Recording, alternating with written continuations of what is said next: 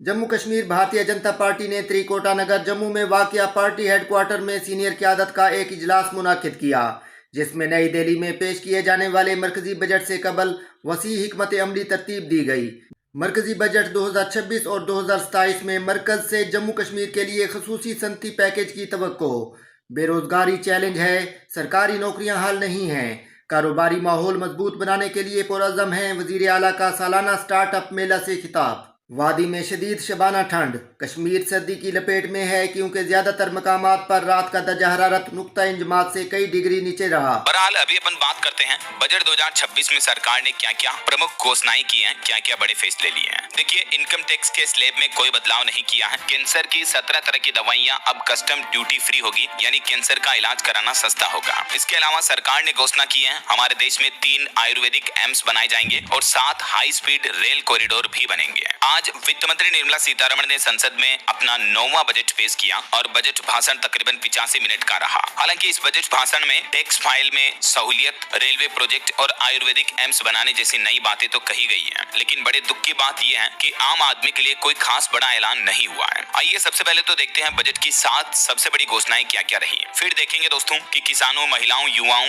बेरोजगारों, गरीबों, middle class के लिए आखिर बजट में सरकार ने क्या क्या बड़े ऐलान किए हैं। बजट की शुरुआत से पहले ये तस्वीर आप देख सकते हैं। देश की राष्ट्रपति द्रौपदी मुर्मू ने वित्त मंत्री निर्मला सीतारमण को दही चीनी खिलाई, मुंह मीठा कराया और फिर वित्त मंत्री ने पढ़ा आज का बजट। सबसे पहले तो देखिए बजट के 3 मुख्य विजन क्या क्या रहे हैं। एक तो सरकार ने इस बार रफ्तार पर फोकस रखा है। देश में प्रोडक्टिविटी बढ़ाकर आर्थिक विकास की गति को तेज किया जाएगा। दूसरा, क्षमता, लोगों की काबिलियत को निखारना ताकि वे देश की तरक्की में भागीदार बन सके, तो स्किल डेवलपमेंट पर सरकार ने बजट में फोकस रखा है। तीसरा पॉइंट मुख्य विजन रहा सबका साथ। हर परिवार और क्षेत्र के पास कमाई के पर्याप्त संसाधन और मौके हो, यानी इंफ्रास्ट्रक्चर, मैन्युफैक्चरिंग, बिल्डिंग पर सरकार ने ज्यादा फोकस रखा इस बार के बजट में। अब देखिए बजट की 7 सबसे बड़ी घोषणाएं कौन कौन सी रही। तो जैसा कि मैंने आपको बताया, इनकम टैक्स के स्लैब में कोई बदलाव नहीं किया है। हालांकि टैक्स पेयर्स को एक राहत दी है। रिवाइज्ड रिटर्न फाइल करने के लिए अब 3 महीने का ज्यादा समय मिलेगा, यानी 31 दिसंबर के बदले 31 मार्च तक रिवाइज्ड रिटर्न फाइल कर सकते हैं। दूसरा, 7 हाई स्पीड रेल कॉरिडोर की घोषणा की है, जिसमें मुंबई, पुणे, हैदराबाद, बेंगलुरु, दिल्ली, वाराणसी, सिलीगुड़ी समेत इन रूट पर ये नए रेल कॉरिडोर बनाए जाएंगे। तीसरा, कैंसर की 17 दवाओं से आयात शुल्क यानी इंपोर्ट ड्यूटी हटा दी है। इसके अलावा भी 7 दुर्लभ बीमारियों की दवाइयों में भी छूट दी गई, इनको भी ड्यूटी फ्री कर दिया है। 3 नए आयुर्वेदिक एम्स खोले जाने की घोषणा की है। देश में आधुनिक मेडिकल इंडस्ट्री के साथ ही आयुर्वेदिक चिकित्सा को बढ़ावा देने के लिए और मेडिकल टूरिज्म को बढ़ाने के लिए भी 5 मेडिकल हब बनाए जाएंगे। 5 लाख से ज्यादा आबादी वाले जितने भी टियर 2 और टियर 3 शहर हैं, उनके विकास के लिए 12 लाख करोड़ रुपए खर्च करने का ऐलान किया गया इस बार के बजट में। वहीं 15,000 सेकेंडरी स्कूलों और 500 कॉलेजों में कंटेंट क्रिएटर लैब्स भी बनाई जाएगी। करीब 800 जिलों में लड़कियों के लिए स्पेशल हॉस्टल बनेंगे, यानी देश के अलग अलग राज्यों में गर्ल्स हॉस्टल बनाए जाएंगे। हर जिले में एक हॉस्टल बनाया जाएगा। तो ये तो कुछ प्रमुख बिग अनाउंसमेंट रहे।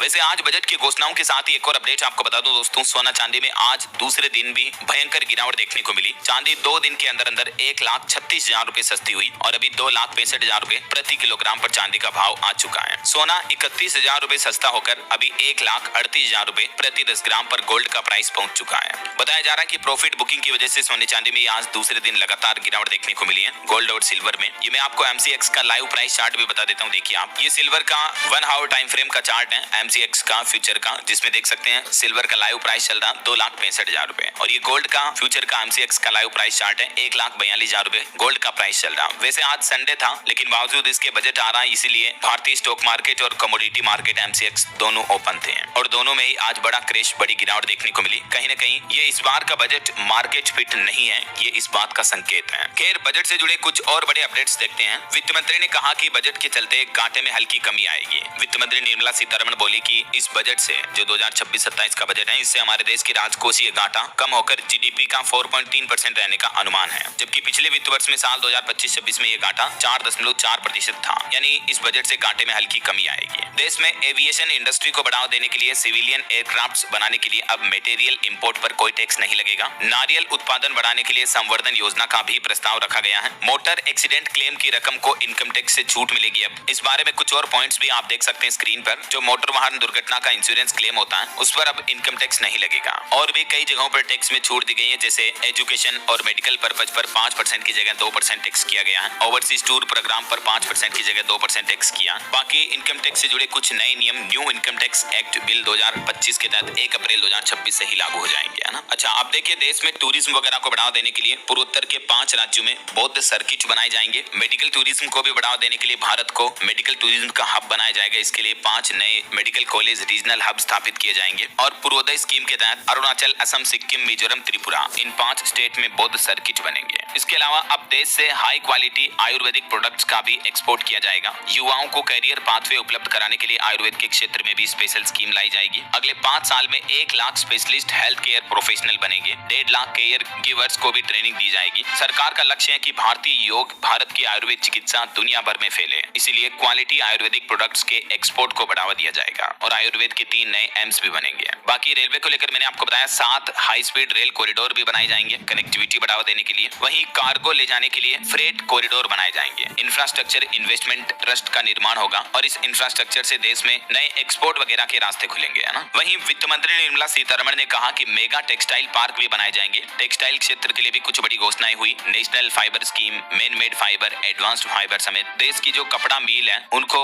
बूस्टअप मिलेगा इस टेक्सटाइल इंडस्ट्री की योजनाओं से। और वहीं इलेक्ट्रॉनिक इक्विपमेंट के लिए भी वित्त मंत्री बोली कि 40,000 करोड़ देंगे। देश में 1,000 मान्यता प्राप्त क्लिनिकल साइट्स बनाई जाएंगी जहां साइंटिफिक रिव्यू हो सके। इंजीनियर रशीद का वजीर दाखिला को खत, JKCCE के लिए उम्र 37 बरस मुकर्रर करने की अपील। अवामी इत्तेहाद पार्टी के तर्जमान आला इनाम नबी ने मीडिया को वो तफसीली खत जारी किया जो बारामूला के रुकने पार्लियामेंट इंजीनियर रशीद ने मरकजी वजीर दाखिला अमित शाह को लिखा है। खत में जम्मू कश्मीर JKCCE की उम्र की एहलियत से मुतालिक जारी इबहम और गैर यकीनी सूरत हाल के फौरी हल की ज़रूरत पर जोर दिया गया। खत में इंजीनियर रशीद ने बार बार बदलते नोटिफिकेशंस और मुतजाद तशरीहात के सबब उम्मीदवारों में पैदा होने वाली शदीद परेशानी को नुमाया किया।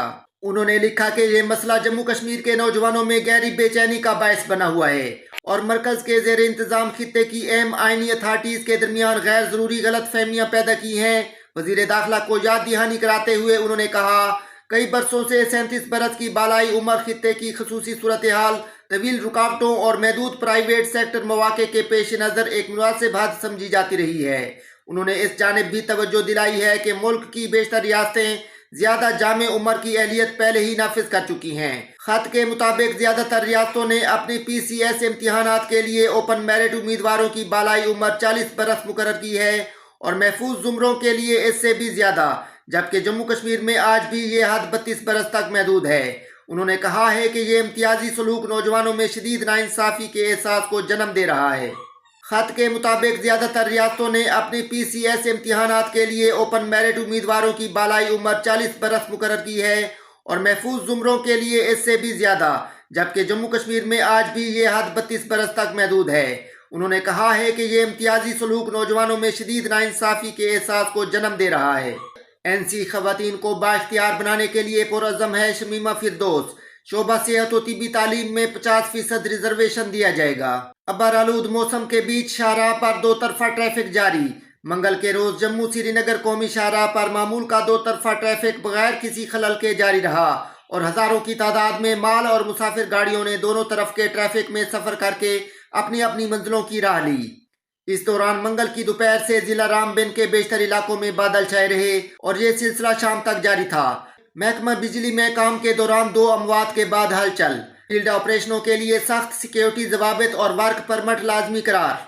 महकमा बिजली के 2 मुलाजमीन की दौरान ड्यूटी मौत के बीच महकमा ने बिजली के कामों में बार बार सामने आने वाली हिफाजती खिलाफ वर्जियों पर सख्त तशवीश जाहिर करते हुए तमाम कारपोरेशनों और फील्ड यूनिटों को मयारी अमलियाती तरीकाकार और हिफाजती जवाबित पर सख्ती से अमल करने की हिदायत जारी की हैं।